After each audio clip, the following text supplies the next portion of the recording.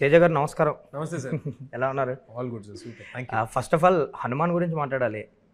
ఆ తర్వాత ఇదే ఇంటర్వ్యూ, మీరు నెక్స్ట్ సినిమా ఇదే కాబట్టి. సో బేసిక్గా యంగ్ హీరోలు ఎవరికైనా సంక్రాంతికి రావాలి అని ఒక ఫ్యాంటసీ ఉంటుంది, సంక్రాంతి ఒక హిట్ కొట్టాలి, సంక్రాంతికి రావాలని. బట్ చాలామంది ట్రై చేస్తుంటారు, అది అవ్వదు, ప్రొడ్యూసర్ వల్ల, డేట్స్ వల్ల, క్లాషెస్ వల్ల.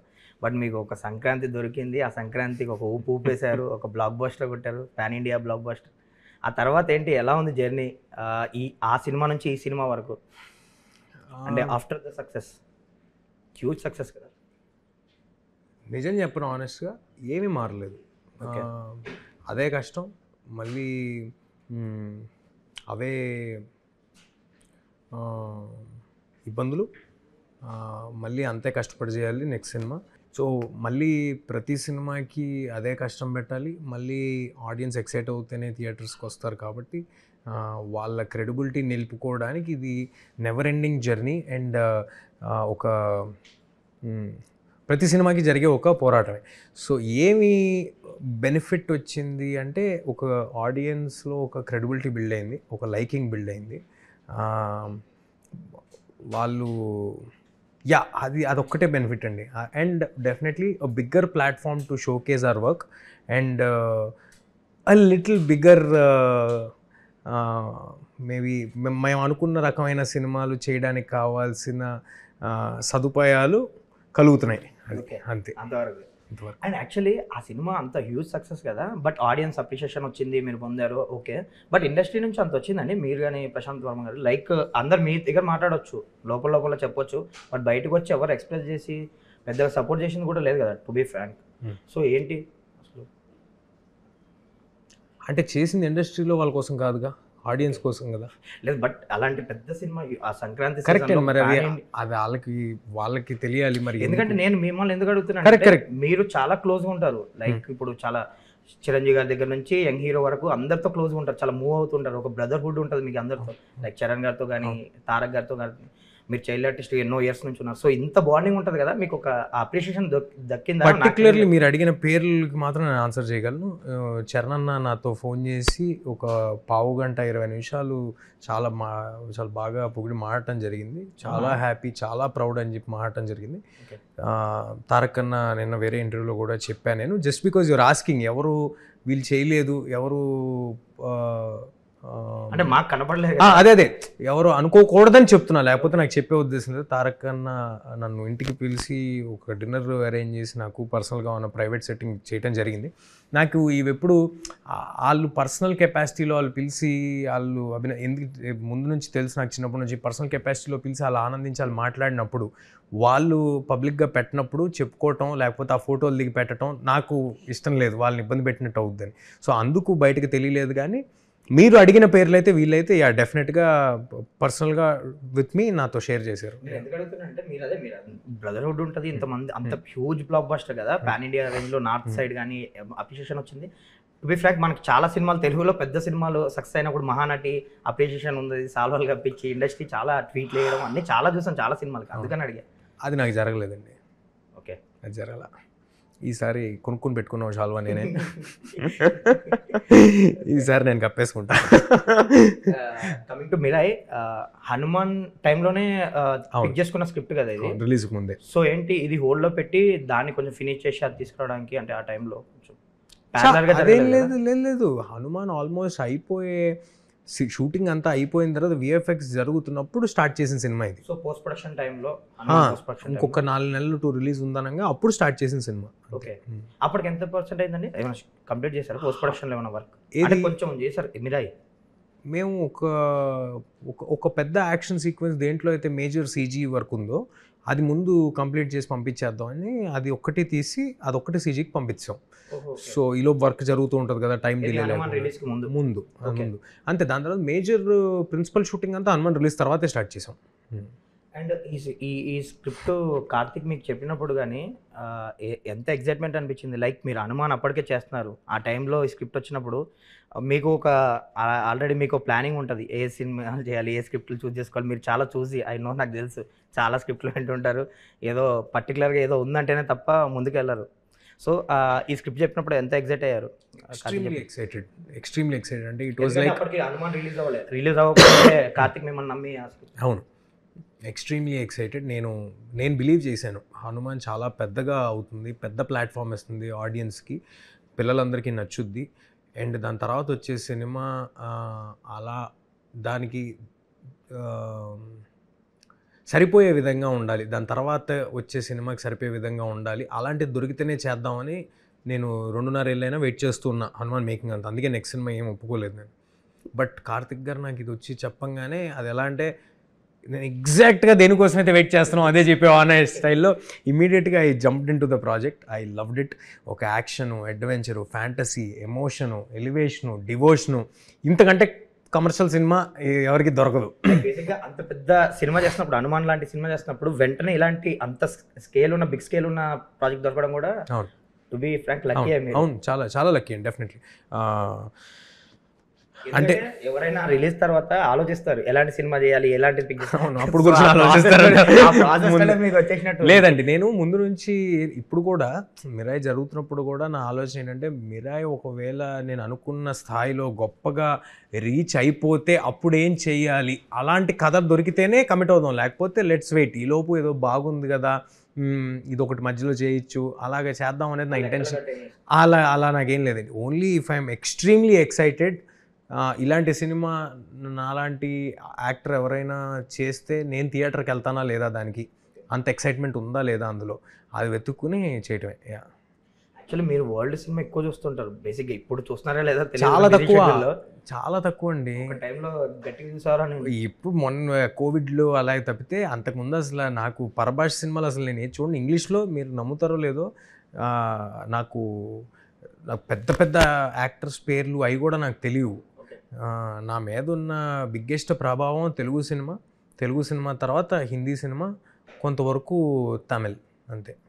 ఈ సినిమా ఇప్పుడు కార్తిక్ మీకు స్క్రిప్ట్ చెప్పినప్పుడు మీరు ఇచ్చిన ఇన్పుట్స్ ఏమైనా ఉన్నాయా? లైక్ హనుమాన్ చేస్తున్న టైంలో ప్రాసెస్ కానీ అదంతా మీరు చూసుంటారు, తనకి big scale first time, so మీరు ఆల్రెడీ చేస్తున్న టైం కదా, సో కథ పరంగానా టెక్నికల్ పరంగానా? టెక్నికల్ పరంగా అస్సలు లేదండి. టెక్నికల్గా యాక్చువల్లీ టెక్నికల్ బ్రిలియంట్ తనే, బట్ ఈ సినిమా మీరు అప్పటికి హనుమాన్ చేస్తున్నారు కాబట్టి మీకు ఒక అవగాహన ఉంటుంది కాబట్టి దాంతో మీరు అస్సలు లేదండి. కార్తిక్ గారు ఈజ్ సుప్రీంలీ టాలెంటెడ్. ఆయనకి తెలిసిన దాంట్లో నాకు 25% కూడా తెలిసి ఉండదు టెక్నికాలిటీ విధంగా.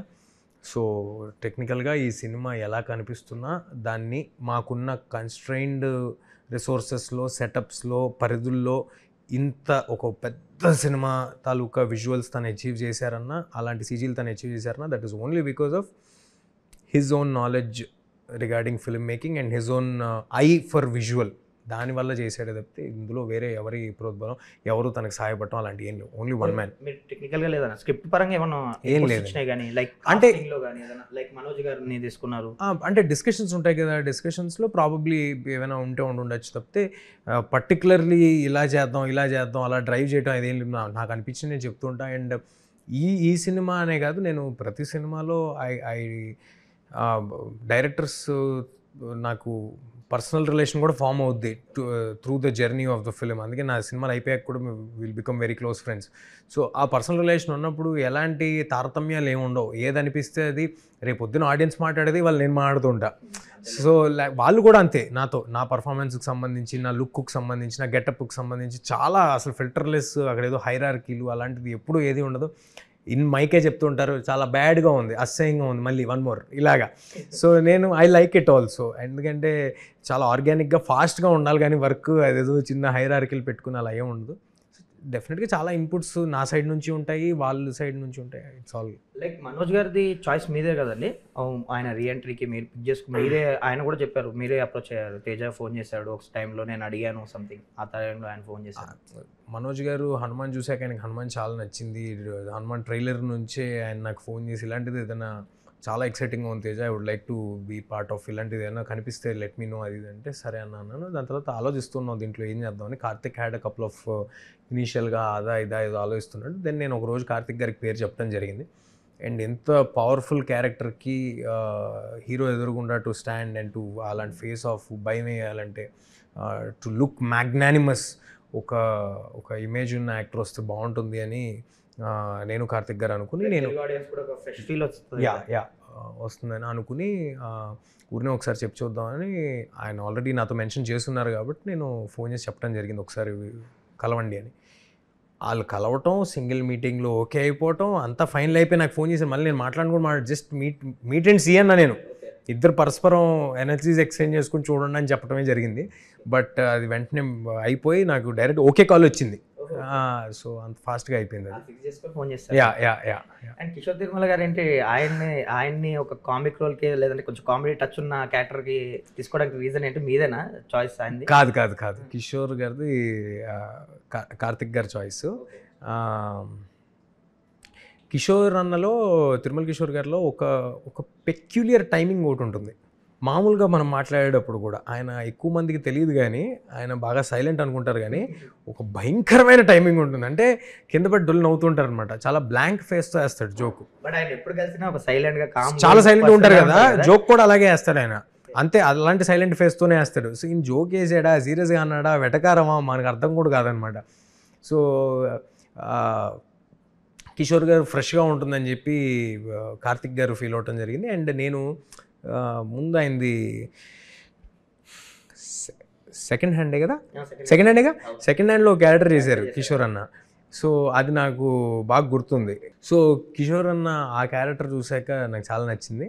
ఒక పెక్యులియర్ క్యారెక్టర్ మన సినిమాలో. అది కామెడీ అంటే కామెడీ కాదు ఉంటుంది, అది కామెడీ అంటే కామెడీ కాదు, సీరియస్ అంటే సీరియస్ కాదు, ఫ్రెష్గా అయితే ఉంటుంది, ఏదో వెరైటీగా ఉంది అన్నట్టు ఉంటుంది. ఆయన టిపికల్ క్యారెక్టర్. ఆయన ఒక్కలే కాదండి, ఐఎమ్ వెరీ హ్యాపీ ఈ సినిమాలో ఏ ఆర్టిస్టు టైప్ కట్ ఆర్టిస్ట్ అసలు ఎవరు ఉండరు. అందరూ చాలా ఫ్రెష్గా ఉంటుంది సినిమా అంతా. మీకు కాస్టింగ్ పరంగా చాలా ఫ్రెష్గా ఉంటుంది. మనకు ఆల్రెడీ బాగా ఎక్స్పోజ్ అయిన యాక్టర్స్ని కూడా ఎప్పుడు చూడని గెటప్స్లో చూస్తారు. జగపతి బాబు సార్ కానీ, శ్రియా గారిని కానీ, జయరామ్ గారిని కానీ, అందరూ ఒక కొత్త న్యూ లుక్, ఇప్పటివరకు వాళ్ళు తెలుగు సినిమాలు ఎప్పుడు చేయని ఒక న్యూ లుక్తో చూస్తారు. సో ఫస్ట్ విజువల్గా అయితే film will look very fresh. బేసిక్గా ఈ జగపతి గారు కానీ, శ్రేయ గారు కానీ, అదర్ క్యారెక్టర్స్ ఏమన్నా ఎంత ఇంపాక్ట్ చేస్తారు రిలీజ్ తర్వాత? ఎందుకంటే థియేటర్ నుంచి బయటకు వెళ్ళాక కొన్ని క్యారెక్టర్స్ గుర్తుంటాయి ఆడియన్స్కి. లైక్ తేజ సజ్జా గుర్తుంటాడా, లేదంటే మనోజ్ వీళ్ళు కూడా ఈ క్యారెక్టర్స్ కూడా ఇంపాక్ట్ చేస్తాయి?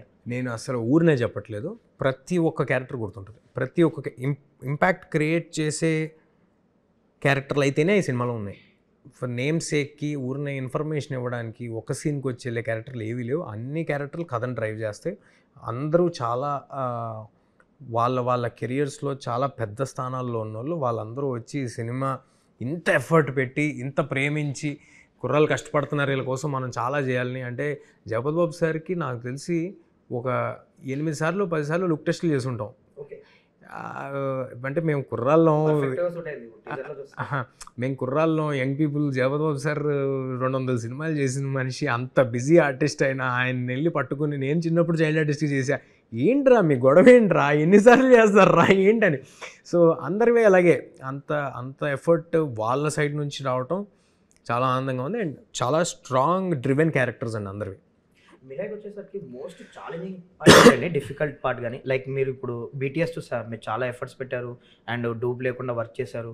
కొన్ని యాక్షన్ ఎపిసోడ్స్, ఏదో ట్రైన్ సీన్ ఒకటి లాంగ్ బ్యాక్ ఒక సీన్ ఏదో చూసారు సోషల్ మీడియాలో, మీరు జంప్ చేయడం. సో చాలా రిస్క్ చేసినట్టున్నారు. యాక్షన్ చేయటం డెఫినెట్గా స్ట్రెయినియస్ ప్రాసెస్, రిస్కీ స్టంట్స్ అవన్నీ ఓకే, అవన్నీ చేసేస్తాం. But bringing in all these big actors to one place and మనకున్న రిసోర్సెస్ ఇదైతే మనకున్న డ్రీమ్ ఇంత. సో దాన్ని ఎలా అచీవ్ చేద్దాం, how to make it look like that, వాటి మీద చాలా కృషి శ్రమ చేసాము.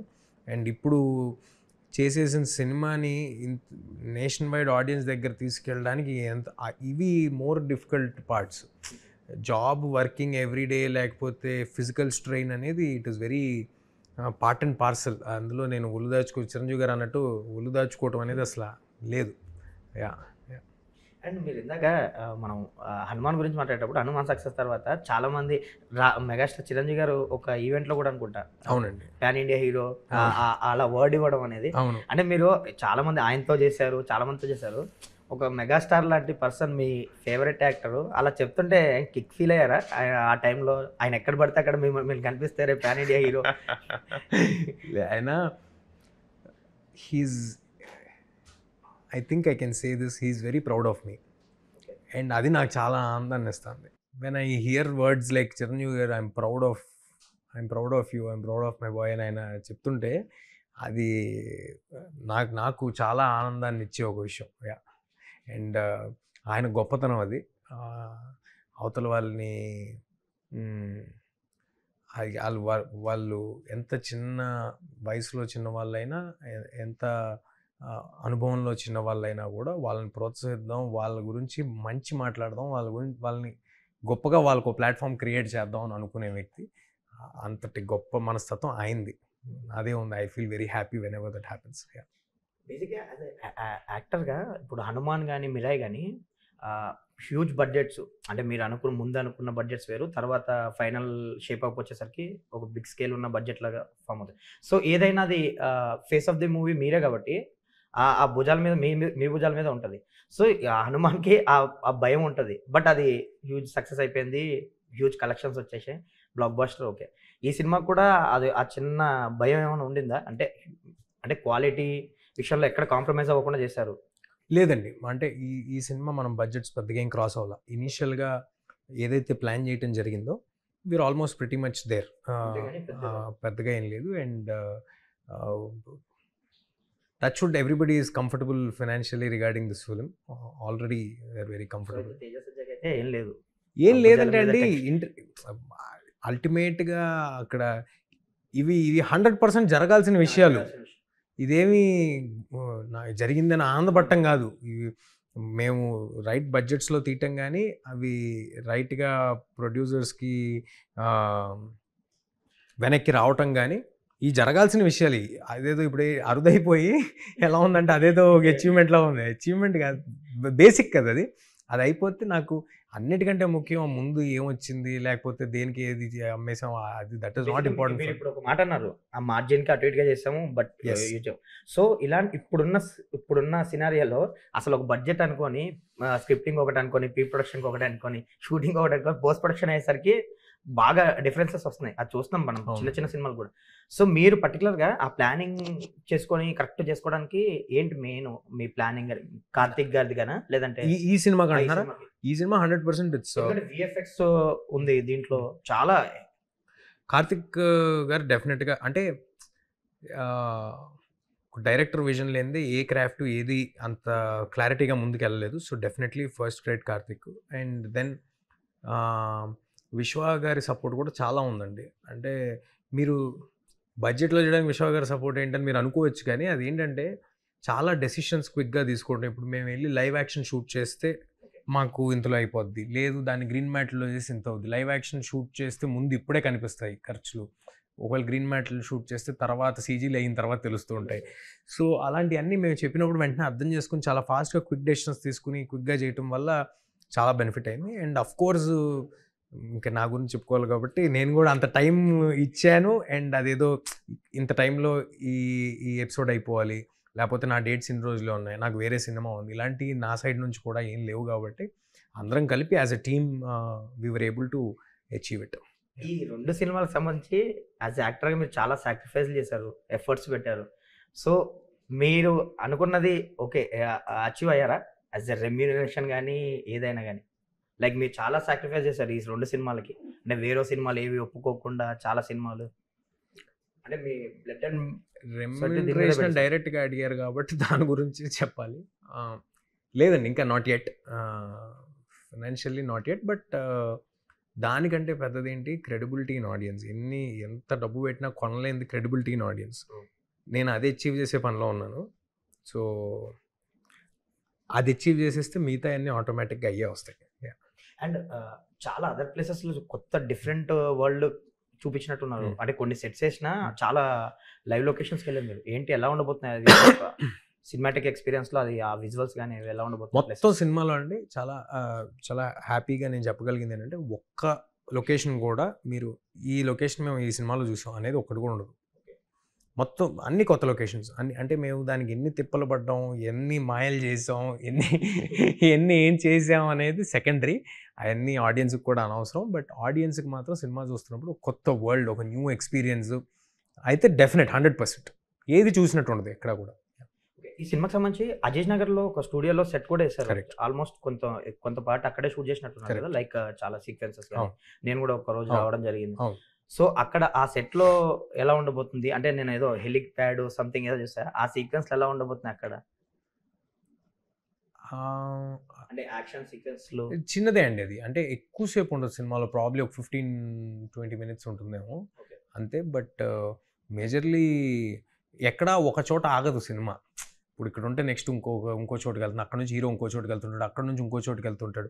సో ఇది వీడి హీరో తాలూకా ఒక జర్నీ ఇది. ట్రావెల్‌గా. ట్రావెల్ కనిపిస్తూ ఉంటుంది. అడ్వెంచర్ ట్రావెల్ కనిపిస్తూ ఉంటుంది. మీరు టీజర్‌లో చూస్తే అర్థమైపోద్ది. ట్రైలర్‌లో చూస్తే అర్థమైపోద్ది. ఆహ్, ఒక అమ్మ ఆశయం కోసం కొడుకు ఎంత దూరం వెళ్ళాడు. తను అసలు ఏం జరిగిందనేది కొడుకు ఎలా తెలుసుకున్నాడు. అది తెలుసుకున్న తర్వాత ఎలా నిలబడ్డాడు. ఇంతే కథ. ఇంత సింపుల్ కథలో మనం యాక్షను, అడ్వెంచరు, ఫ్యాంటసీ అన్నిటిని మిక్స్ చేయడం జరిగింది. కానీ but on a core level అమ్మ కథ ఏంటి? అమ్మ కోసం హీరో ఎంత దూరం వెళ్ళాడు? ఏం చేశాడు? ఇంతే. అండ్ అజీజ్ నగర్‌లో ఇప్పుడు ఆ సెట్ ఏసినప్పుడు పక్కనే రాజాసాబు కూడా సెట్ ఏసారు. So same production house. ఏంటి ఆ టైంలో ప్రభాస్ గారిని గాని ఎళ్లి కలవడం గట్టి జరిగిందా? ఆ టైంలో సేమ్ టైంలో జరిగింది ప్యారలల్‌గా? కలిసానండి. Prabhas sir he is very aware of everything that we are doing. నిన్న ట్రైలర్ కూడా చూసారు ప్రభాస్ గారి ముందే. And he loved it. Teaser చూసాక కూడా ముందు నాతో మాట్లాడారు. అంటే ఆయన నన్ను కలిసినప్పుడు నాకు ఎలా అనిపించిందంటే పర్సనల్‌గా ఎవరో మన ఇంట్లో తమ్ముడో, మన ఇంట్లో మన అబ్బాయో సక్సీడ్ అయితే ఎలా ఉంటుంది, అలా ఆయన నన్ను పట్టుకుని గాల్లోకి లేపి తేజు అదిరిపోయిందిరా సూపర్ సూపర్ అని చెప్తే I was very very happy. And such అంటే అంత హ్యూమంగస్ స్టారు. ఒక టాలీవుడ్, బాలీవుడ్ ఎలాగో ఇప్పుడు రేపొద్దున ఎవ్రీబడి విల్ విట్నెస్ ఒక రెబల్ వుడ్ ఒకటి క్రియేట్ అవుతుంది.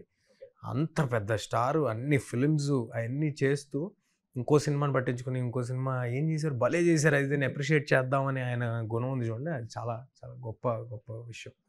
అండ్ హనుమాన్ విషయానికి వచ్చేసరికి పూలమ్మే పిల్ల సాంగ్ చాలా హెల్ప్ అయింది. రిలీజ్ తర్వాత కూడా హ్యూజ్ అయింది. రిలీజ్‌కి ముందు కూడా ఒక మంచి పాట రిలీజ్ ముందు రిలీజ్ చేయాల.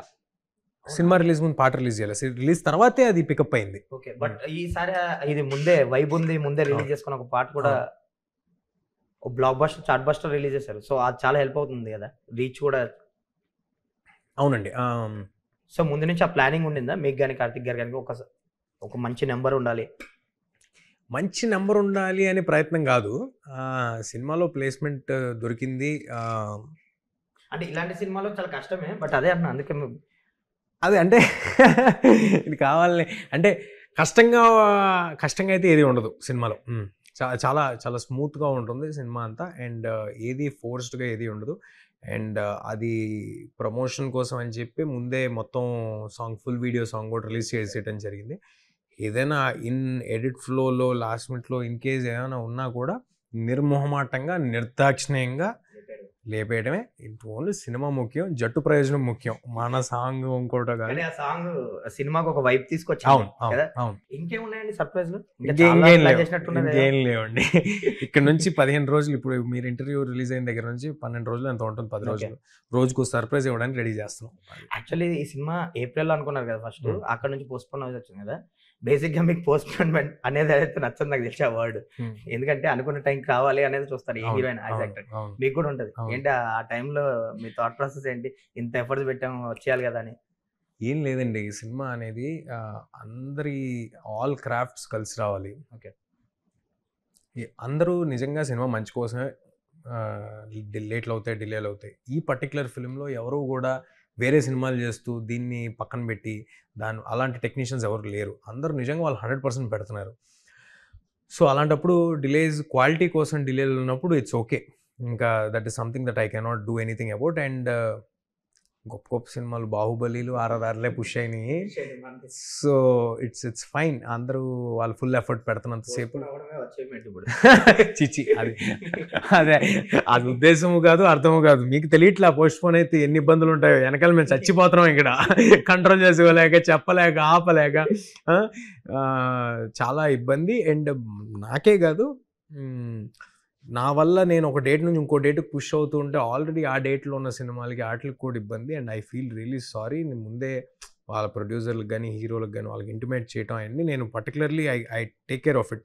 నేనే కర్టసీగా నేనే ఫోన్ చేసి అందరితో మాట్లాడతాను అలాంటివి జరిగేటప్పుడు కూడా. ఐ థింక్ ఇప్పుడు ఒక బిగ్ స్కేల్ ఫిల్మ్స్కి విఎఫ్ఎక్స్ పార్ట్ ఎక్కువ ఉన్న ఫిల్మ్స్కి దొరికేస్తున్నారు కొన్ని సినిమాలు, వివచ్చంగా ట్రోల్ చేస్తున్నారు. ఎంత పెద్ద సినిమా అయినా, ఎంత పెద్ద స్టార్ హీరో సినిమా అయినా దొరికేస్తున్నారు. సో విఎఫ్ఎక్స్ పరంగా మీరు తీసుకున్న కేర్ ఏంటి, దానికి ఎంత టైం స్పెండ్ చేశారు? అంటే మీరు చెప్పారు స్టార్టింగ్లో నాకు యాక్షన్ ఎపిసోడ్కి సీజీ కోసం అని షూట్ చేసి పంపిస్తారు, సో అంత ప్లానింగ్ ఉన్నట్టుంది. సో ఎలా ఉంది సార్, ఎక్స్ట్రీమ్లీ కేర్ తీసుకున్నాము. చాలా అంతర్జాతీయ స్థాయిలో కనిపిస్తాయి విఎఫ్ఎక్స్లు కానీ అవి కానీ. మీరు ఆల్రెడీ టీజర్ ట్రైలర్లో చూస్తే మీకు అర్థమవుతుంది. బట్ ఎట్ నేనేమంటానంటే, ఇది I don't want to make tall claims. నేను ఎక్స్ట్రాడినరీగా చేస్తాను చూపిస్తున్నా, అది నేనేమన్నాను. విఎఫ్ఎక్స్ డిపార్ట్మెంట్ అనేది ఎవరికి, మీరు అన్నట్టు మీరు పెద్ద సినిమాలు ప్రస్తావన తెచ్చారు కాబట్టి చెప్తున్నా, ఆ డైరెక్టర్లకి, ఆ నిర్మాతలకి, ఆ హీరోలకి తెలియక కాదండి. డెలివరీ అయ్యేటప్పుడు తేడాగా ఉంది, లాస్ట్ మినిట్లో చూడటం జరుగుతుంది. ఆ ఇబ్బందిని ఆపలేకపోతుంది. ఏదైనా కావచ్చు కానీ అది ఎప్పుడు డేట్ వేసినా అది లాస్ట్ మినిట్లోనే వస్తుందండి. నేను ఇక్కడ నుంచి 1 year తర్వాత వేసినా మళ్ళీ నేను లాస్ట్ మినిట్లోనే వస్తాయి. కాపీలు ఎక్కిచ్చే 2 days ముందే చూస్తాము, అప్పుడే కరెక్షన్ చేసుకోవాలి.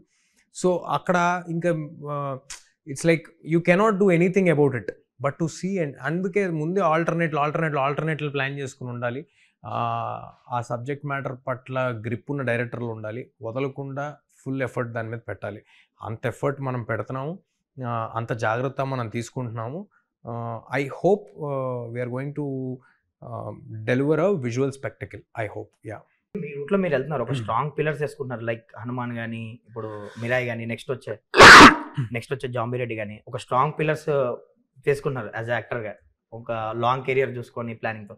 బట్ మధ్యలో ఏదైనా స్లాట్ వచ్చి ఎవరైనా లైక్ ఏదైనా కాంబినేషన్లో చేయాలంటే మీకు ఎవరితో చేయాలని ఉంది? సీనియర్ హీరోలతో చిరంజీవి గారు, వెంకటేష్ గారు. యాక్చువల్లీ వెంకటేష్ గారిది మీ కాంబో అయితే ఇంకా చిరంజీవి గారు, వెంకటేష్ గారు ఇమ్మీడియట్ ఇప్పుడు రమ్మంటే వచ్చేస్తాను. నాకు అవకాశం వస్తే ఇద్దరు. ఓకే, అంటే ఏం జరగలేదండి ఈ కాంబోల విషయంలో ఎప్పుడన్నా? లైక్ వెంకటేష్ గారి తెలుసు అండి, ఇద్దరికి నాకు ఇంట్రెస్ట్ ఉందని తెలుసు. మేము ఏం చేద్దాం అనుకున్నామో మీకు తెలుసు అని నాకు తెలుసు. కావాలని అది తప్పించడానికి అడుగుతున్నారు నాకు తెలుసు. ఇంక చాలు, ఇది డిస్కషన్ ఇక్కడ తాగేద్దాం. బేసిక్గా ఇప్పుడు మిరాయి ట్రైలర్ చూసాక అందరూ టీజర్ నుంచి ఒక బజ్ స్టార్ట్ అయిపోయింది, మీరు ప్లానింగ్ ప్రకారం కంటెంట్ రిలీజ్ చేసుకుంటూ వస్తున్నారు, ఒక హైప్ ఉంది. లైక్ ట్రైలర్ చూస్తే సూపర్ అనిపించింది అందరికి, మీ టీం కూడా వెరీ కాన్ఫిడెంట్గా ఉన్నారు. బట్ మీ విషయంగా వచ్చేసరికి ఏదో ట్రై చేసాం, ఏదో మా ఎఫర్ట్స్ పెట్టాం సార్, చూద్దాం సార్, లెట్స్ సీ, ఆ వేలోనే ఉంటారు. ఎందుకు అంటే అంత బేసిక్గా ఏ హీరో అయినా కొంచెం ఎగ్జైట్ అవుతారు, ఇంత మంచి పెద్ద కంటెంట్. ఇప్పుడు ఆ ట్రైలర్ చూస్తుంటే ఒక పెద్ద సినిమాటిక్ ఎక్స్పీరియన్స్ రాబోతుందని అర్థమవుతుంది ఆడియన్స్ కూడా. సో మీరు మాత్రం చాలా కామ్ గోయింగ్గా చూద్దాం, చేద్దాం అంతే కదా సార్. అంటే ఎక్సైట్మెంట్ ఎందుకు కనపట్లేదు మీలో? ఆ కంటెంట్ చూసినప్పుడు గట్ట బయట ఎందుకు ఎక్స్పెక్ట్ చేయట్లేదు మీరు? అంటే లైక్ మీరు హనుమాన్ కూడా అలాగే ఉన్నారు, బట్ ఇప్పుడు ప్రూవ్ చేసుకున్నాక, ఇంత పెద్ద సినిమా వచ్చాక, ఇప్పుడు మీ టీం కానీ మీరు కానీ ట్రైలర్ చూసినప్పుడు ఇప్పుడు ఆడియన్స్ నుంచి కూడా అది ఉంది కదా. సో ఏమో సార్, నేను స్వతహాగా మనిషిగానే ఏదో ఎక్సైట్ అయిపోయి హడావిడికి లేకపోతే పెద్ద పెద్ద మాటలు చెప్పడం అది నాకు అలవాట్లేదు. 1, 2 అల్టిమేట్గా సినిమా తీసిన ఆడియన్స్ కోసం వాళ్ళు చూసి చెప్పాలి ఎలా ఉందనేది. నేను అదైపోద్ది అని చెప్పడం వేస్ట్. నా ట్రైలర్ బయట పెడతాను, నా సినిమా ఉందని చెప్తాను, నా సినిమా దేని గురించో చెప్తాను. అండ్ డెఫినెట్గా వాళ్ళ క్రెడిబిలిటీ సంపాదించుకోవడానికే ఈ జర్నీ. సో మంచి సినిమా చేస్తున్నా అనే కాన్ఫిడెన్స్ నాకు ఉంది. బట్ దాన్ని ఏదో పెద్ద పెద్ద మాటలు మాట్లాడటం, అలాంటి టాల్ క్లెయిమ్స్ చేయడం నాకు నచ్చదు, అంతే. లైక్ ఇప్పుడు హనుమాన్లో కూడా ఒక మిత్ టచ్ ఉంది, ఇప్పుడు ఈ సినిమా కూడా ఒక మైథాలజీ టచ్ ఉన్నట్టు అనిపిస్తుంది. మీరు మైథాలజీ అంటే దేన్ని? లైక్ ఇప్పుడు ఒక షార్ట్ వేసారు కదా మీరు టీజర్ లో, అంటే ట్రైలర్ లో, అదే మీ ఉద్దేశం దేవుడు దాన్ని మైథాలజీ అంటున్నట్టున్నారు. అది మైథాలజీ కాదండి, అది ఇతిహాసాస్. మైథాలజీ అంటే కల్పన, కల్పన అయ్యుండొచ్చు అనేవి మైథాలజీ అవుతాయి. సో ఇది మన హనుమాన్ కానీ, హనుమంతుల వారి గురించి ఏం మాట్లాడినా, వేరే రాముడి గురించి ఏం మాట్లాడినా, ఎవరి గురించి మాట్లాడినా, ఇవన్నీ మన హిస్టరీ.